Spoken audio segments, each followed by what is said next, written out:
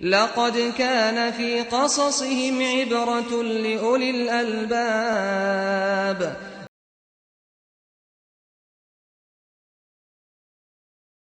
الحمد للہ والصلاة والسلام علی رسول اللہ وعلی آلہ وصحبہ وموالا۔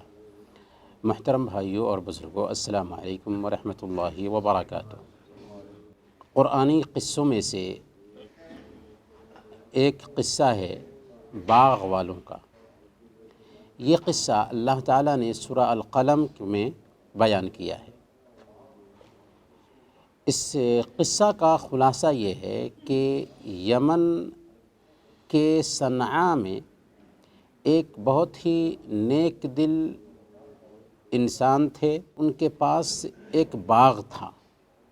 باغ پھل دیتا تھا، اور جب پھل کی کٹائی ہوتی تھی تو وہ خود تو اپنے بال بچوں پہ خرچ کرتے ہی تھے، اس کے ساتھ ساتھ غریبوں کو بھی خوب دیتے تھے۔ یہاں تک کہ جب پھل کی کٹائی ہوتی تو غربا اور مساکین ان کے پاس حاضر ہو جاتے اور اپنا اپنا حصہ لے کر چلے جاتے تھے۔ جب یہ بزرگ انتقال کر گئے اور اس کے بیٹوں نے اس کھیت کی وراثت پائی، تو اس بزرگ کے 5 بیٹے تھے۔ یہ سب کے سب مسلمان تھے، کوئی یہ کہانی غیر مسلم کی نہیں ہے۔ ان کے بیٹوں نے آپس میں طے کیا کہ ہمارے باپ بیوقوف تھے، پھل کی کٹائی کرتے تھے اور غریبوں میں اچھا خاصا حصہ خرچ کر دیتے تھے۔ ہم لوگ ایسا نہیں ہونے دیں گے، مال ہمارا ہے اور پھل ہمارا ہے، اس لیے ہم لوگ آپس میں بانٹیں گے اور مالدار بن جائیں گے۔ یہاں تک کہ پلان بنانے میں انشاءاللہ تک نہیں کہا، اور قسمیں کھا لیں کہ ہم راتوں رات جائیں گے اور اپنے ٹارگٹ کے حساب سے کھیت کے جو پھل ہیں اس کو کاٹ لیں گے۔ اس پلان کے مطابق سارے بھائی نکل گئے، راتوں رات نکلے، اور جب اپنے کھیت میں پہنچے تو دیکھ کر کے دنگ رہ گئے۔ کیا ہوا تھا؟ اللہ تعالیٰ نے بیان فرمایا، فطاف علیہا طائف من ربک وہم نائمون۔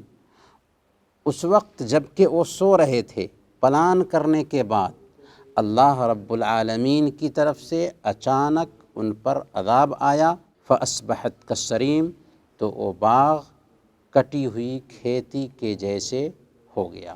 اللہ رب العالمین نے اس باغ کے اوپر ایک طوفان بھیجا۔ طوفان آگ کے ساتھ آیا تھا اور سارے باغ کو جلا کر کے راکھ کر دیا۔ جب یہ لوگ وہاں پر پہنچتے ہیں تو دیکھ کر کے دنگ رہ جاتے ہیں۔ کوئی کہتا ہے کہ شاید ہم راستہ بھول گئے ہیں۔ کچھ لوگوں کو سمجھ میں آ گیا کہ واقعی یہ ہماری غلط نیت کا نتیجہ ہے کہ اللہ تعالیٰ نے باغ کو جلا دیا ہے۔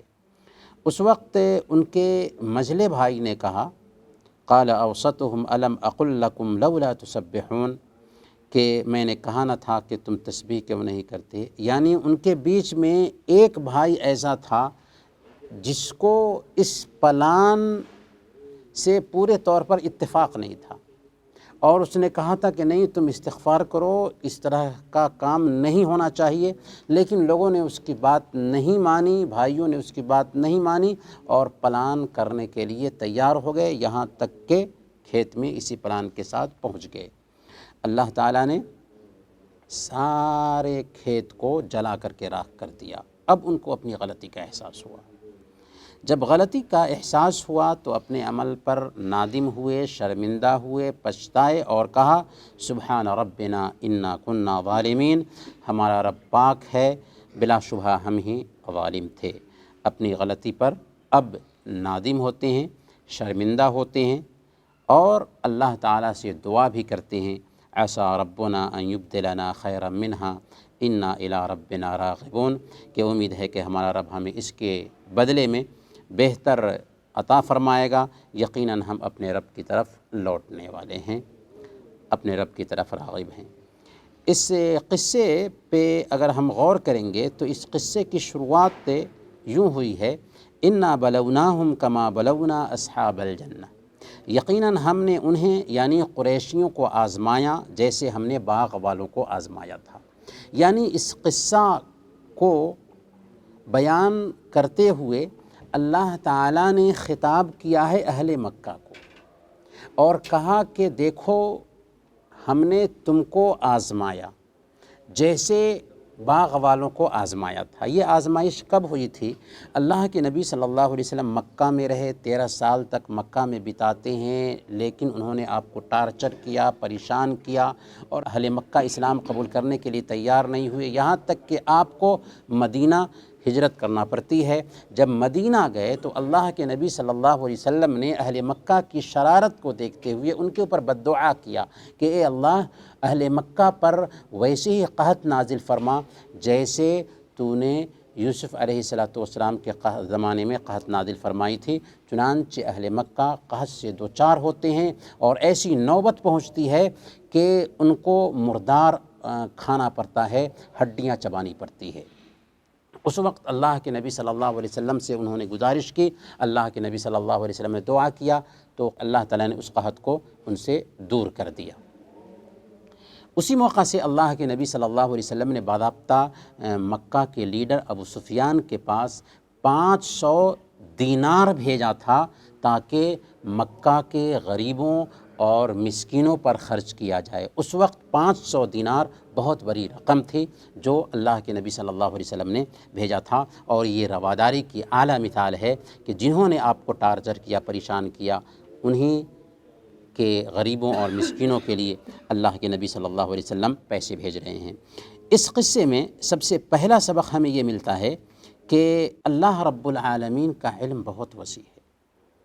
یہ 5 بھائی آپس میں اتفاق کرتے ہیں کہ ہم جائیں گے راتوں رات اور اپنے کھیت کو کاٹ لیں گے، فقراء و مساکین کو بھی خبر نہیں ملے گی، اور گھر میں پھل جمع کر لیں گے۔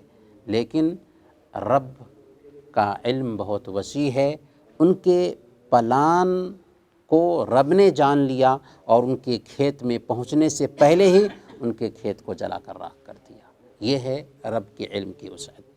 دوسرے نمبر پر اس سے ہمیں یہ سبق ملتا ہے کہ اگر اللہ تعالیٰ نے ہم کو نعمت دی ہے، اللہ تعالیٰ نے ہمیں کسی بھی طریقے سے نوازا ہے، تو اس نعمت کی ناقدری نہیں ہونی چاہیے۔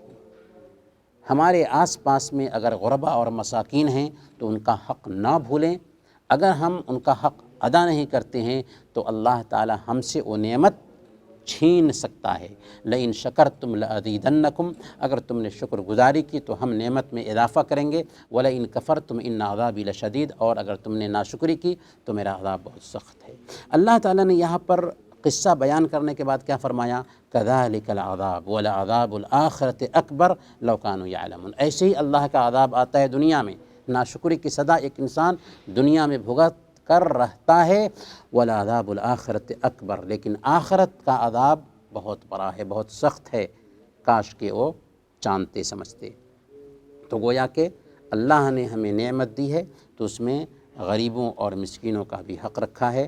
ایک حدیث قدسی میں اللہ کے نبی صلی اللہ علیہ وسلم بیان فرماتے ہیں، انما تنصرون وترزقون بضعفائکم، تمہیں تمہارے کمزوروں کی وجہ سے روزی دی جاتی ہے اور تمہاری مدد کی جاتی ہے۔ تیسرا سبق ہمیں اس سے یہ ملتا ہے کہ ان 5 بھائیوں میں ایک بھائی تھا جو ناصح تھا، جو سمجھانے والا تھا، لیکن اس بھائی کی بات نہیں مانی گئی، جس کی وجہ سے اللہ تعالیٰ کا ان کے اوپر عذاب آیا۔ چوتھا سبق یہ ملتا ہے کہ بھائیوں کو اپنی غلطی کا احساس ہوا، اس لیے وہ نادم اور شرمندہ ہوئے، معافی مانگی۔ اس لیے ہمیں بھی چاہیے کہ اگر اللہ تعالیٰ نے کسی نعمت میں رکھا ہے تو رب کا شکر ادا کریں اور ناشکری سے بچیں۔ وصلی اللہ علی نبینا محمد وعلی آلہ وصحبہ۔